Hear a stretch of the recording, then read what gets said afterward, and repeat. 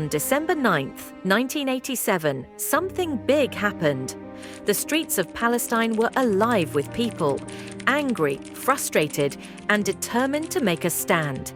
It was the start of the First Intifada, an uprising that changed everything. Just the day before, a tragic incident fueled the flames. Palestinian workers were heading home after a long day's work in Israel. On the way, they were hit by an Israeli military truck. People died, others were seriously injured, and honestly, such violence wasn't rare. It felt like every day brought a new tragedy for Palestinians. On that same night, a small group of leaders from Ikhwanul Muslimin, the Muslim Brotherhood in Palestine, came together and decided to act. They formed an organization that today is known as Hamas. At the time, the Palestine Liberation Organization, PLO, was the dominant force in the fight against Israel, but there was growing frustration with them. Instead of focusing on freeing all of Palestine, the PLO shifted its goals to just securing the West Bank and Gaza Strip.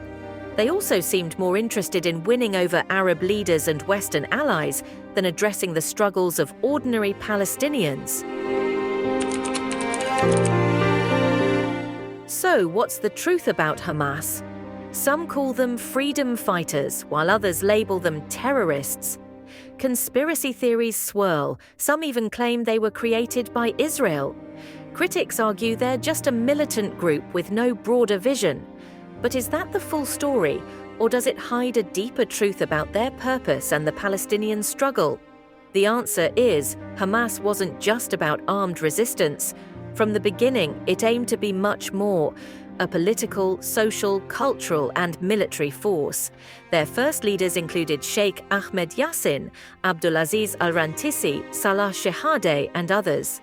Sheikh Ahmed Yassin made it clear their fight wasn't against Jews as a people, but against Israel as an occupier.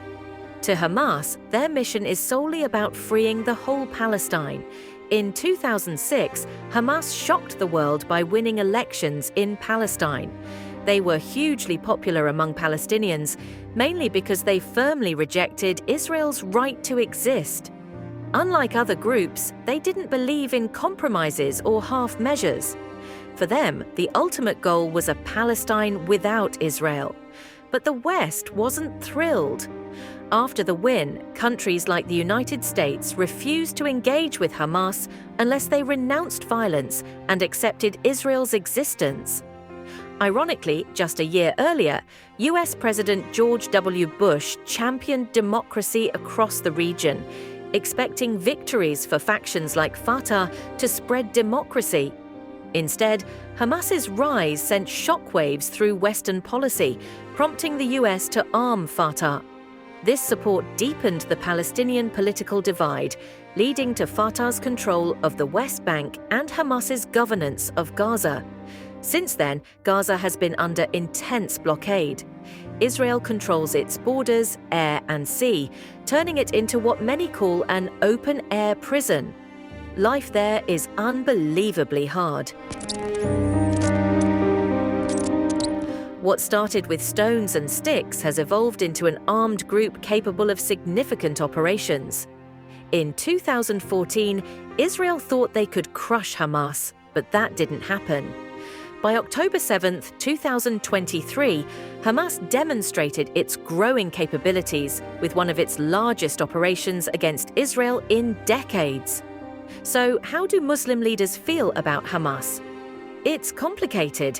Some, like Turkey and Qatar, openly support Hamas and refuse to label them as terrorists. Iran has also been a consistent backer, but others, like Egypt, Saudi Arabia, and Jordan, see Hamas as a threat to stability in the region. Then there are countries like the UAE and Bahrain, who view Hamas's hardline stance as problematic. It all boils down to politics. Every country acts based on its interests, and in international politics, power is what truly matters. What's the future of Hamas? No one can say for sure. Israel initially allowed Hamas to rise as a counter to Fatah, But that decision has long backfired. Hamas is now more prominent than ever. And even if it were to fade, history shows us that resistance movements in Palestine won't disappear until freedom feels within reach.